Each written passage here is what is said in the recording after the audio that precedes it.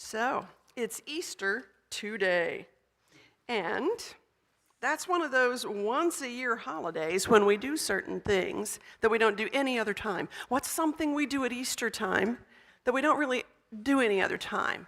Braden's hands up first. Hunt for eggs. Yes. What else do we do? Can you think of anything else?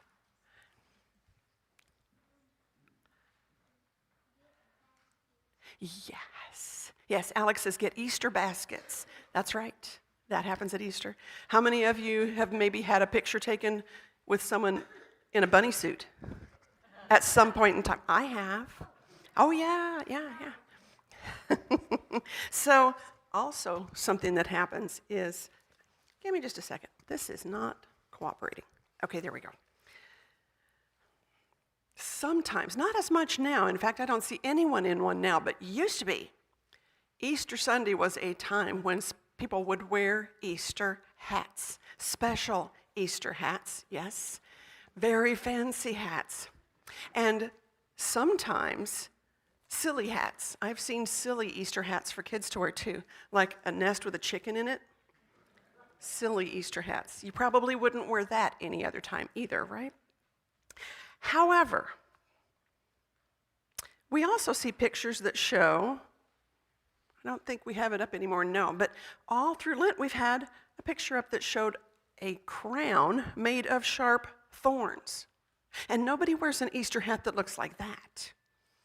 And we sing some of the saddest songs right before Easter, and we see pictures of the cross, pictures of the Bible. And all of that seems to tell us that Easter is not just happy and fun, but it's also kind of serious, too. It's a holiday when we remember things that start out very sad and then turn very happy. What does your body do when you're very sad? What's like the natural thing your body wants to do when you're very sad? Yes, cry, right? We want to cry when we're very sad. But I'll tell you something. We can cry when we're very happy, too. Yeah? Wow. Sometimes you will see grown-ups crying for both the very happy things and the very sad things. So I want to tell you a little story about my 4-year-old granddaughter and me. One time I was reading her a bedtime story. It was a picture book, and it was about family. And at a certain point in the story, my voice started to shake a little bit, and I got a tear in my eye, and she looked at me, and she was all concerned. And I told her, I said, don't worry. These are happy tears that I'm crying.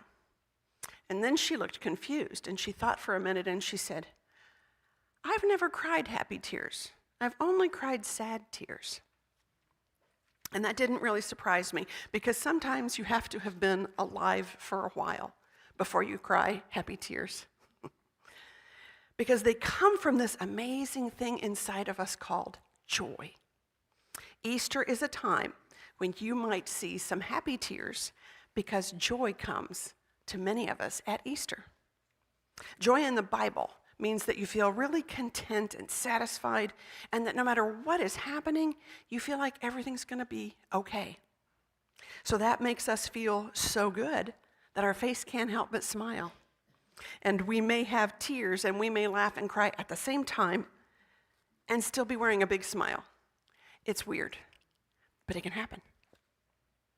Can you think of a time now, think for a minute, when you felt joy, that feeling that just has you feel good all over? Have you ever had joy? Something happened that gave you joy? All right. So your activity in the back today, when you go to the family worship area, is you're going to get a wooden egg. It's blank, and there are markers. So you're going to color a joy egg today in the back. And then, when the service is over, if you like, and if there's somebody else that's been a part of when you felt joy, someone who makes you feel joy, you can give that as an Easter present to them. Or you can keep it for yourself as a reminder that joy happens. All right, let's say our prayer, though, before we do that. Dear Jesus, thank you for all the different ways we can do Easter with you and with our families and our friends. Thank you for making us able to have joy in our hearts and share joy with other people. May we have many Easters like that, Jesus. Most of all, we love you, and thank you for loving us first. Amen.